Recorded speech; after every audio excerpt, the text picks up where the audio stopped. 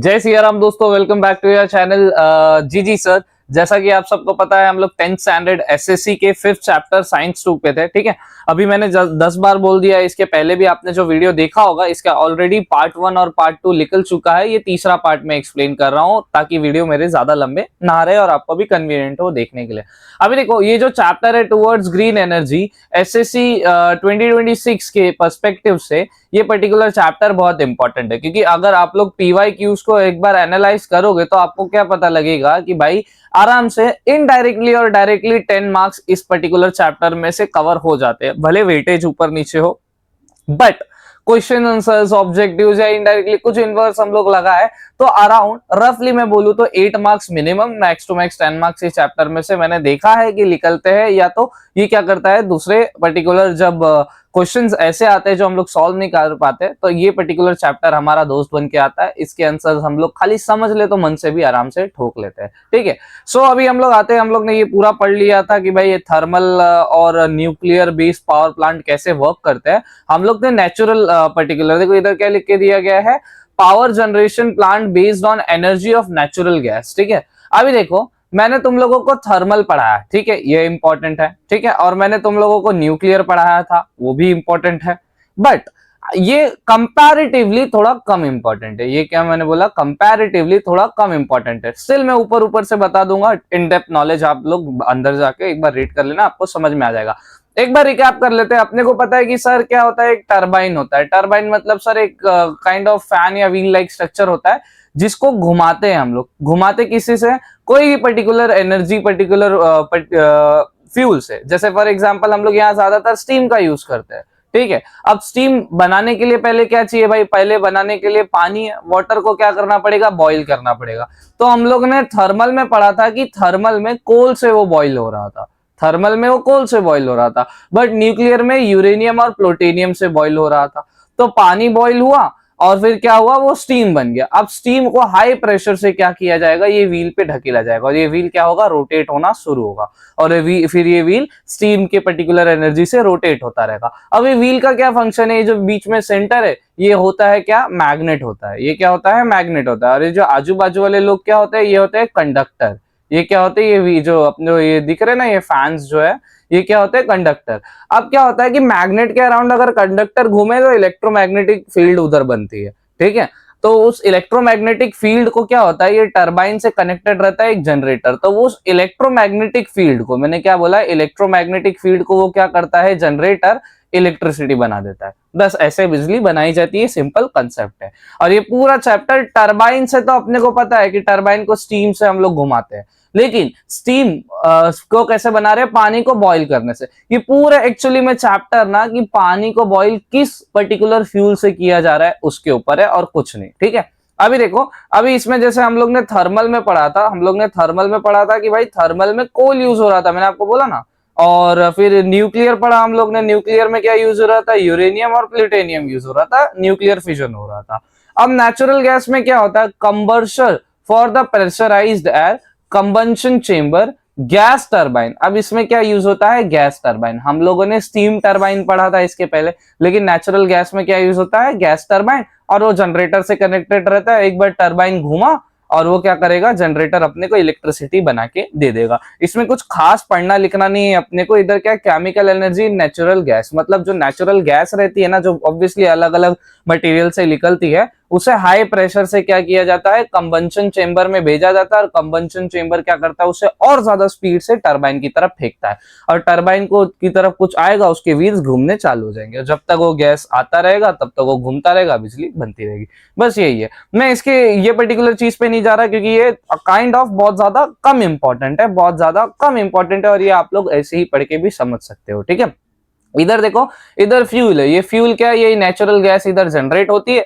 कोई भी इधर पर्टिकुलर सब्सटेंस होगा या कोई भी अलग अलग, जैसे काऊ डंग होता है, बहुत सारी चीजों से नेचुरल गैस बनता है, जरूरी नहीं एक से बने। और ये बनता है और फिर ये क्या जाता है कंबंशन चेंबर में। कंबंशन चेंबर क्या करता है, जोर से उस पर्टिकुलर एयर को इधर देखो गैस टरबाइन की तरफ भेजता है।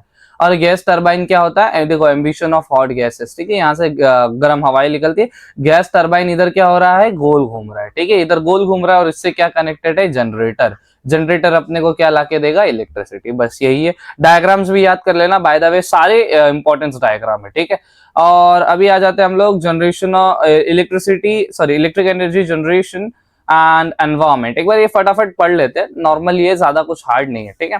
देखो इधर क्या लिख दिया, electricity generation based on fossil fuel like coal, natural gas, nuclear fuels like uranium, plutonium, जो अभी तक हम लोग ने पढ़ा, आर नॉट एनवायरमेंट फ्रेंडली। ये जितना भी अभी तक हम लोग ने पढ़ा ना, जितने भी टेक्निक्स पढ़े, जितने भी फ्यूल यूज हो रहे थे एनर्जी बनाने में, इलेक्ट्रिसिटी बनाने में, वो एनवायरमेंट फ्रेंडली नहीं है, ठीक है। मतलब आप लोगों भले यूज कर लो, लेकिन एनवायरमेंट को कुछ ना कुछ उससे हार्म होगा। It means that if electrical energy is generated using the fuel, it can lead to the environmental degradation. Obviously अगर एनवायरमेंट को हार्म होगा और ज्यादा टाइम तक आपने बनाते कंटिन्यू रखा कि ये बनी रहा है, तो एनवायरमेंट को एक ना एक दिन ज्यादा लॉस हो सकता है। We have seen that burning of fossil fuels like coal and natural gas leads to emission of certain gases, soot particles। अपने को जैसे पहले हम लोग ने पढ़ा था, सबसे पहले वाले लेक्चर में जाके देख लेना, मैं लिंक डिस्क्रिप्शन में दे दूंगा, ठीक है। हम लोग ने पहले क्या पढ़ा था कि जब क्या नेचुरल गैस, अच्छा सॉरी, कोल गर्म हो रहा है, कोल अगर हम लोग जला रहे हैं, अभी नेचुरल गैस अभी जो हम लोग ने देखा, अगर ये जलता है ना, इसके गैस के एमिशन में शूट पार्टिकल्स होते हैं। शूट पार्टिकल्स ना इंसान को या कोई भी एनिमल्स को ब्रीथ करने के लिए थोड़ा प्रॉब्लमेटिक रहते हैं, कुछ प्रॉब्लम हो जाएगा इसलिए। This result in air pollution, incomplete combustion of fuel leads to the formation of carbon monoxide, ठीक है। कार्बन मोनोऑक्साइड बनता है, एयर पोल्यूशन होता है, ये सब दिया। It adversely affects the health को इफेक्ट आता है। Increase the percentage of carbon dioxide in the air due to burning of fuel affects the environment severally.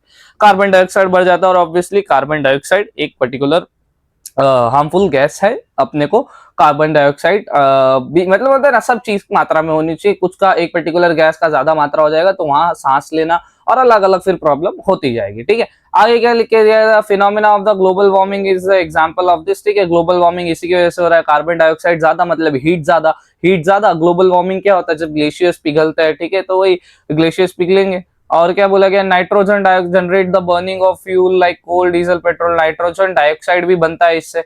Leeds to the problem like acid rain भी होता है। Nitrogen oxide क्या होता है, इवेपोराइज हो जाता है। इवेपोरेशन के प्रोसेस से मतलब पानी भाप में बदल के आसमान में चला जाता है, फिर वही पानी अपने पे बरसता है, तो उसमें ऑब्वियसली नाइट्रोजन डाइऑक्साइड रहता है, तो एसिडिक रहता है, जो हार्मफुल रहता है स्किन के लिए। और स्किन के लिए क्या, ताजमहल जो है ना, उस पर देखोगे तो हल्का हल्का रेडिश है, वो इसी की वजह से हुआ, एसिड रेन की वजह से।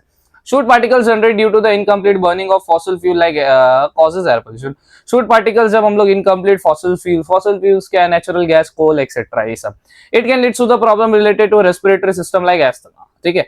एस्मा बोलते हैं इसे, त नहीं प्रोनाउंस करते, एस्मा बोलते हैं इसे, इसका करेक्ट इंग्लिश प्रोनाउंसिएशन एस्मा, अपना एस्मा हो सकता है, ठीक है। आपको मतलब ब्रीदिंग प्रॉब्लम होगा, ठीक है। It took millions of year formation of fuels like coal, crude oil and natural gas, LPG, CNG.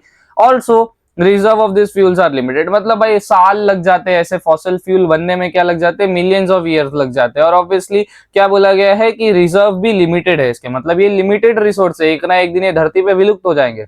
They are going to deplete in future, कभी ना कभी खत्म हो जाएगा। It is said that with the current speed of their use, the coal reserve would in the world would last for another about 200 years or so, and the natural gas reserve about 200 to 300 years। मतलब बोला जा रहा है ऐसी use और बढ़ता रहा तो आने वाले 200 साल में कोल खत्म हो जाएगा, नेचुरल गैस भी 200 या 300 साल में खत्म हो जाएगी। We have also discussed about problem in nuclear energy like disposal of nuclear waste and possibility of disaster due to the accident in nuclear power plant. ये हम लोग ने लेक्चर पार्ट 2 में पढ़ा था, ये पार्ट 2 का वीडियो देख लेना, लिंक डिस्क्रिप्शन में मैं दे दूंगा। इसमें हम लोग ने क्या पढ़ा था कि न्यूक्लियर बेस्ड जो पावर प्लांट होते हैं जिसमें यूरेनियम और प्लूटोनियम क्या किया जाता है, इसके चेन रिएक्शन से, इसके न्यूक्लियर फिजन या चेन रिएक्शन से क्या किया जाता है, पानी को बॉयल किया जाता है। क्या किया जाता है, पानी को बॉयल किया जाता है। तो जब पानी बॉईल होता है फिर वही भाप निकलेगा, स्टीम इंजन घूमेगा, जनरेटर बन जाएगा, सेम एज द प्रोसेस। लेकिन अब ये न्यूक्लियर फिजन हो रहा है इधर यूरेनियम प्लूटोनियम में, ये क्या है, न्यूक्लियर है, रेडियो एक्टिव है भाई, प्रॉब्लम है इधर। तो ये क्या बोल रहा है कि इसे डिस्पोज करने में भी बहुत ज्यादा प्रॉब्लम आता है, ठीक है। इसको डिस्पोज करना आसान काम नहीं है। प्लस छोटा सा बोला वही कि भाई थोड़ी सी मस्ती और पूरी हस्ती खत्म हो जाएगी। मतलब ऑब्वियसली न्यूक्लियर पावर प्लांट में अगर चेन रिएक्शन कंट्रोल वे में नहीं हुआ तो वो एक न्यूक्लियर बॉम्ब की तरह काम करेगा। ओके, आगे देखो क्या बोला गया, considering all the point it can said that energy generation from the fossil fuels and nuclear fuels are environment friendly. और इसलिए बोला गया कि भाई एनवायरमेंट फ्रेंडली बोला गया नहीं है, ठीक है, आर नॉट एनवायरमेंट फ्रेंडली। ठीक है, अब आ जाते हैं इंपॉर्टेंट टॉपिक जो आपको आके भी जा चुका है इसका डायग्राम, और वापिस आ भी सकता है, इसके आंसर्स घुमा के फिरा के या ऑब्जेक्टिव्स घुमा फिरा के या डायग्राम ही दे देगा वापस से, भरोसा नहीं।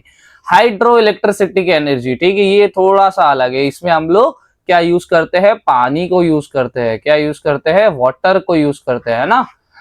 अभी देखो इधर क्या लिख के दिया गया है, वाटर को kinetic energy in the flow water और the potential energy in the water reservoirs is conventional source of energy. मतलब जो वाटर रिजर्वायर्स है ना, मतलब समझ लो ये डैम्प है, अब इधर पानी जमा है, इधर तो ये लोग ने पानी रोक के रखा है, तो अभी ये लोग क्या करते हैं, ये पानी है ना, जो ये पानी को थोड़ा सा स्पेस देते और इधर ये एक टरबाइन रख देते हैं, ठीक है, इधर ये क्या रख देंगे, टरबाइन। अब ये पानी यहाँ से निकलेगा, ये तो यहाँ से पानी निकलता जाएगा, लेकिन टरबाइन तो घूम रहा है ना अपना, टरबाइन घूम गया, बात खत्म। मैग्नेट को कंडक्टर के अराउंड घुमाओ या कंडक्टर को मैग्नेट के अराउंड घुमाओ, वही टरबाइन बनता है। और वो टरबाइन क्या करेगा, इलेक्ट्रोमैग्नेटिक फील्ड बनाएगा और उस इलेक्ट्रोमैग्नेटिक फील्ड को जनरेटर बिजली बना के आपके घर पे पहुंचा देगा। ओके, सो यही बोला गया, इसी से यूज होता है। इन बोला गया hydro electric power plant the potential energy in the water stored in dam converted into kinetic energy of water. अभी देखो काइनेटिक एनर्जी मैंने क्या बोला था, कोई भी फोर्स, ठीक है, कोई भी फोर्स, ठीक है। अब जो ये डैम्प है, ये मैंने बोला ना कि ये भाई डैम्प है, अब ये डैम का पानी इधर जमा है, तो जब ये प्रेशर में निकलेगा तो टरबाइन घूमेगा, ठीक है। तो ये जो प्रेशर है ना, प्रेशर को इधर क्या बोला जा रहा है, काइनेटिक एनर्जी। तो ये जो प्रेशर, मतलब इस काइनेटिक एनर्जी को किसमें हम लोग ने कन्वर्ट किया, इलेक्ट्रिक एनर्जी में, है ना, इलेक्ट्रिक एनर्जी में कन्वर्ट किया। अरे हाँ, ओके। आगे देखो क्या लिख के दिया गया, fast flow in the broad from dam to the turbine at the bottom of the dam. मतलब जो डैम का बॉटम होता है ना, जो अपना डैम है ना, उसका निचला हिस्सा, वहां क्या होता है, फास्ट फ्लोइंग वाटर को ले आया जाता है और उससे टरबाइन घुमाया जाता है। The kinetic energy of the flowing water drives the turbine it turns drive generator to generate electricity. अब टरबाइन रोटेट हुआ तो आगे की कहानी आपको पता है, मैंने 10 बार बोला है कि जनरेटर क्या होता है, या तो बीच में कंडक्टर होगा और जो उसके फैंस होंगे वो मैग्नेट होंगे, या तो वो भी नहीं होगा तो बीच में मैग्नेट होगा और उसके जो फैंस होंगे वो कंडक्टर होंगे। अब ये लोग आपस में ही घूमते रहते और आपस में इलेक्ट्रोमैग्नेटिक फील्ड बनाते, और अपना जनरेटर उसी चीज के लिए पैदा हुआ है कि भाई इस इलेक्ट्रोमैग्नेटिक फील्ड को मेरा काम है बिजली बनाना, आपके घर पे पहुंचा देना, ठीक है। आगे आगे क्या दिया है, the block diagram shows the, वही दिया भाई। देखो ये वाटर रिजर्वायर पोटेंशियल एनर्जी, मतलब डैम का जो पानी है ना, ये पोटेंशियल एनर्जी है। वाटर टरबाइन जो इधर अपन ने ये डायग्राम देखा था ना, ये वाटर टरबाइन, और ये वाटर टरबाइन से नीचे कहीं जनरेटर जमा होता है ऑब्वियसली, और उसका काम क्या है, इलेक्ट्रिसिटी बना के दे देना, ठीक है। ये वेब डायग्राम भी याद कर लेना। Electric generation using wind energy, okay, हम लोग ने ये तो पढ़ लिया, इधर क्यों लिखा है, छोड़ो, विंड एनर्जी अभी नहीं है, एक सेकेंड। देखो potential energy in water, kinetic energy in flowing water, ठीक है। पोटेंशियल एनर्जी इन वाटर, पानी ऐसे ही जमा है, देखो इधर इधर मैं बता देता हूँ, ये डायग्राम थोड़ा सा ऊपर लेते हैं हम। हाँ, ये देखो इधर जो पानी जमा है ना, इसी को क्या बोल रहा है, ये पोटेंशियल एनर्जी बोल रहा है। और kinetic energy in flowing water, kinetic energy in flowing water क्या, देखो इधर पानी फ्लो हो रहा है, ये जो पानी फ्लो हो रहा है ना, इसी को ये क्या बोल रहा है, काइनेटिक एनर्जी। काइनेटिक एनर्जी इन टरबाइन, अब ये पानी फ्लो हुआ तो टरबाइन है, देखो इधर टरबाइन अलग है, ये टरबाइन भी तो घूम रहा है ना, इधर से घूमेगा, तो इसका ये टरबाइन का ये काइनेटिक एनर्जी हुआ। अब देखो ऊपर इधर अपने को जनरेटर मिलेगा, देखो इधर टरबाइन घूम रहा है, देखो इधर बोला ना कि ये टरबाइन है, टरबाइन घूमा, ऊपर जनरेटर ने क्या किया, बिजली बना के इधर पहुंचा दिया और इधर से अपने घर पे आ रहा है, ठीक है, इलेक्ट्रिक एनर्जी। समझा, सिंपल डायग्राम है, डायग्राम समझो और अपना आंसर फटाफट कर दो। इधर क्या था, semantic of hydro electric plant, ये तो हम लोग ने पढ़ लिया, आगे बढ़ते हैं, चलो।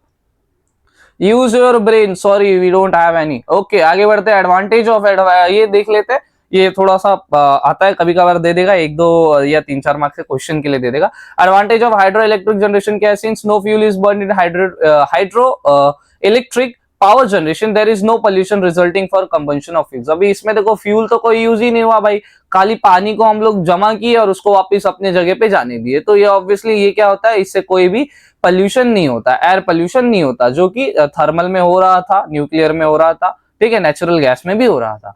If there is sufficient water storage in the dam it is possible to generate electricity and when necessary.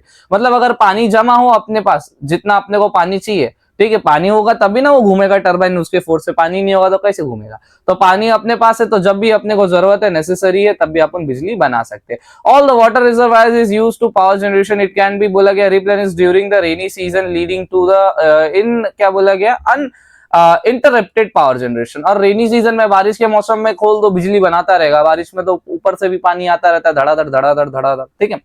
Problem associated with power plants, hydro electricity power plants. अब प्रॉब्लम्स क्या है भाई, इसमें भी कुछ ना कुछ प्रॉब्लम है भाई, हर किसी में कुछ ना कुछ नुक्स रहता है, ये कोई परफेक्ट नहीं है, ना तुम्हारी वाली ना मेरी, मतलब तुम्हारी वाली। आगे देखो क्या लिख के दिया गया, the back water due to the storage of water, डर का माहौल है, ठीक है। The back water due to the storage of water in the dam ने submerge village into town in the areas, ठीक है। हे राम, आगे देखो इधर क्या लिख के दिया गया कि ना, इधर जो वाटर है ना, वाटर का जो पर्टिकुलर स्टोरेज है, पर्टिकुलर समझ लो ये डैम है, अब डैम में इधर पानी है, ठीक है। अब कभी ये डैम टूट गया, अब आगे तो इधर गाँव बस के आराम से रह रहे होंगे चाचा, ठीक है। चाचा सुबह निकले, ठीक है, और चाचा सुबह निकले मस्त लुंगी उंगी लपेट के और ऐसे ही ब्रश कर रहे, और मालूम पड़ा बांध टूट गया, और एक साथ क्या आया, बाढ़ आया। बाढ़ बोलते हैं ना, गांव में बाढ़ आ गया, तो एक साथ पानी आया, चाचा भी चले गए, गांव भी चला गया, ठीक है। आगे क्या बोला गया, submerge village into the town in the areas. This leads to the problem of rehabilitation of displacement population, और obviously फिर वो population को हटाओ वहां से, फिर उन लोगों को relocate करो, उन लोग का जो जान माल का पर्टिकुलर नुकसान हुआ वो अलग, ठीक है। तो बहुत रिस्क है, लेकिन ऑब्वियसली अगर अच्छे से यूज किया तो कोई टेंशन नहीं। Moreover it can also submerge forest as well as fertile land, ठीक है। अब ये क्या बोला गया कि ये क्या कर सकता है, फर्टाइल लैंड मतलब उपजाऊ जमीन को भी डुबा सकता है, फॉरेस्ट को भी, बड़े बड़े जंगलों को भी डुबा सकता है। The obstruction of the flow of the river water may have adverse effect on living world in the river, और हो सकता है कि पानी इतनी ज्यादा मात्रा में जब एक जगह से बह के आगे चला जाएगा, तो हो सकता है कि वहां की जो मरीन एनिमल्स है, जो पर्टिकुलर पानी में जिंदा थे, उनके लाइफ में कुछ ना कुछ इफेक्ट आएगा। सिंपल। देखो ये डैम का फोटो है, अभी देखो ये डैम क्या है ना, पानी यहाँ तक भरा होगा, ये जो पानी दिख रहा है ना यहाँ तक भरा होगा, आई थिंक इसमें नहीं दिखेगा, मैं येलो करता हूँ, अरे आना भाई मेरे, हाँ व्हाइट ले लेता हूँ, नहीं व्हाइट भी नहीं, येलो ही लेता हूँ। देखो पानी ना इसके यहाँ तक भरता है पूरा, मतलब इसके मैं पीछे की साइड यहाँ तक पूरा पानी रहता है, और फिर ये यहाँ से आ रहा है। अब इन केस यहाँ से हल्का सा दरार, यहाँ से हल्का सा दरार, बूम सीधा गया, ठीक है। आगे बढ़ते हैं हम लोग। अब बोला गया ये क्या है, काइनेटिक, अच्छा विंड एनर्जी की बात आ गई अभी, हाँ अभी विंड एनर्जी, अभी विंड एनर्जी कैसे जनरेट होती है ये हम लोग नेक्स्ट लेक्चर में पढ़ेंगे, इसके लिए नेक्स्ट लेक्चर देख लेना, और इसके पहले के भी 2 वीडियोस देख लेना। एंड बाय द वे मैंने सारे इंपॉर्टेंट्स एसएससी 2026 के लिए अपडेट कर दिए, अपना लेक्चर मैंने सारे पोस्ट कर दिए, जाके देख लो। अलजेब्रा भी है, मैथ्स भी है, हिंदी मराठी छोड़ के सारे सब्जेक्ट है, साइंस भी मिल जाएगा, इंग्लिश भी मिल जाएगा। इंग्लिश तो खासकर ज्यादा मैंने डीपली बताया है, पूरा ग्रामर कंप्लीट है, राइटिंग स्किल पूरा कंप्लीट है, सब कुछ के लिए 9th 10th के लिए, और बस सब मिल जाएगा। हिस्ट्री के आईएमपीज है, ज्योग्राफी के आईएमपीज, जाके एक बार चेक करो, प्लेलिस्ट है पूरा कंप्लीट एसएससी का। मेरे चैनल को सब्सक्राइब करोगे और उस पे जाओगे तुम लोग, तो तुम लोग प्लेलिस्ट सेक्शन में जाओगे तो उसी में दिखेगा तुम लोगों को कंप्लीट एसएससी का एक पर्टिकुलर, तो वो जाके देख लेना। और अभी मैं लास्ट में इधर आ भी जाएगा या आई बटन पे मैं डाल दूंगा। ओके, सो तब तक के लिए thank you very much for watching this video. Please share with your friends, और अगर अच्छा लगा तो लाइक करो, शेयर करो और सब्सक्राइब करो। Thank you.